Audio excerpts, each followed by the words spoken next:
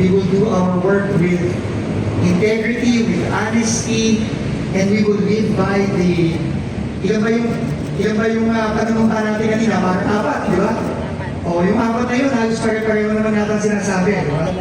Ang sinasabi nga nun, dapat maging tapat tayo sa bayan, maging tapat tayo sa mga kababayan natin, at gawin natin yung trabaho natin dito na maayos. No? Alam nyo, napaka-importante po ng trabaho ng DPWH. Kausap ko po ang Pangulo natin itong mga nakaraang araw at paulit-ulit niyang sinasabi sa akin. Alam niya na kailangan nating pagtrabahuhan dito yung ongoing na pananagot ng mga taong dapat managot.